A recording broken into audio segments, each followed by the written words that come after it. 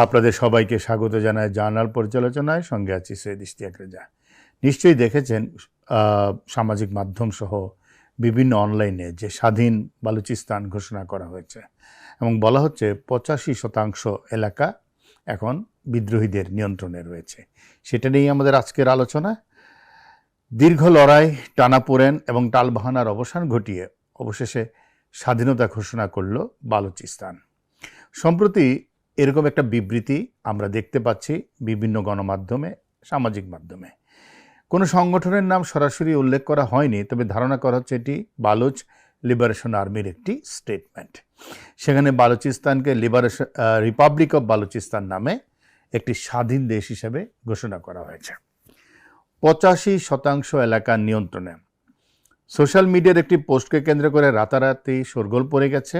সেই পোস্টে দাবি করা হয়েছে পাকিস্তান সেনাবাহিনীর সঙ্গে লড়াই করে বেলুচিস্তানের প্রায় 85% এলাকা এখন বালুচ লিবারেশন আর্মির দখলে আছে। গত কিছুদিন ধরে, প্রায় 2 সপ্তাহ ধরে আপনারা দেখেছেন পাকিস্তান সেনাবাহিনী তাদের সম্পূর্ণ যুদ্ধ প্রস্তুতি নিয়ে বালুচিস্তানে হামলা করছে এবং পাকিস্তান সেনাবাহিনীর হিসেবে প্রায় 150 মানুষকে তারা হত্যা করেছে বালুচিস্তানের ভিতরে। অবশ্য লিবারেশন আর্মির বালুচদের পাল্টা হামলায় 42 জন পাকিস্তান নিরাপত্তা বাহিনী সদস্যের কথা বলা হচ্ছে যে যারা মারা গেছে।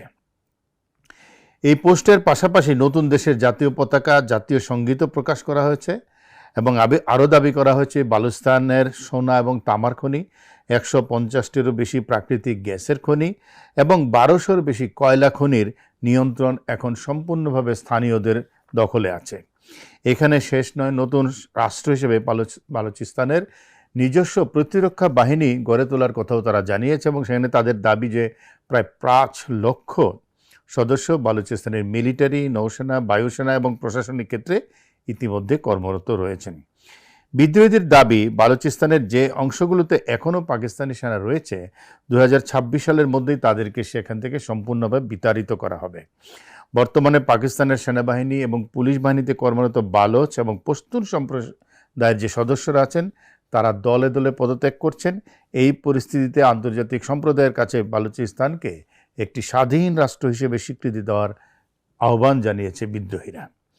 পাকিস্তানের সাথে বালুচিস্তানের একটি নির্মম ইতিহাস আছে।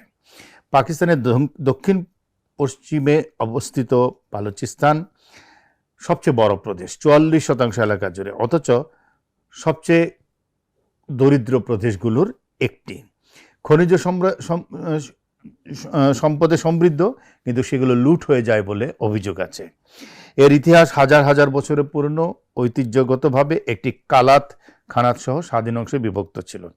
1947 সালে পাকিস্তান সৃষ্টির পর 1948 সালে এই অঞ্চলটি পাকিস্তানের অন্তর্ভুক্ত হয়। এরপর থেকে কেন্দ্রীয় সরকারের বিরুদ্ধে স্বাধিকার এবং স্বাধীনতার দাবিতে আন্দোলন করে আসছে মানুষটি। নিয়মিত নিপীড়নের মাধ্যমে হত্যা আর খুনকে স্বাভাবিক করে এই প্রদেশটি লুট করছে পাকিস্তান সেনাবাহিনী। পাকিস্তানের সঙ্গে বালুচিস্তানের স্বাধীনতার লড়াই আজকের নয়, বহু বছর ধরে পাকিস্তানের নির্মম শাসন থেকে মুক্তি পেতে চাইছে বালুচিস্তানের সাধারণ মানুষ। এবার সেই পথে আরও এক ধাপ এগিয়ে গেল তারা। 1947 সালের পাকিস্তান স্বাধীন হওয়ার পর কালাত রাজ্য সাময়িকভাবে স্বাধীন থাকলেও 1948 সালের মার্চ মাসে পাকিস্তান সেনাবাহিনী জোরপূর্বক এই অঞ্চলটি তাদের নিয়ন্ত্রণে নেয় এবং একে পাকিস্তানের অন্তর্ভুক্ত করে।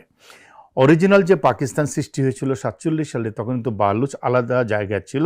এমনকি পাকিস্তানের যে স্বপ্নদ্রষ্টা মোহাম্মদ আলী কায়েদে আজম জিন্নাহ, তিনিও কিন্তু বালুচিস্তানকে নিজের দেশ বলে যাননি, কিন্তু পাকিস্তান সেনাবাহিনী সেটি দখলে নেয়। বালুচদের বিদ্রোহ। কেন্দ্রীয় সরকারের রাজনৈতিক এবং অর্থনৈতিক বঞ্চনার প্রতিবাদে 1948 সাল থেকে বালুচ জাতীয়তাবাদীরা পাকিস্তান সরকারের বিরুদ্ধে দফায় দফায় সশস্ত্র সংগ্রামে লিপ্ত হয়েছে।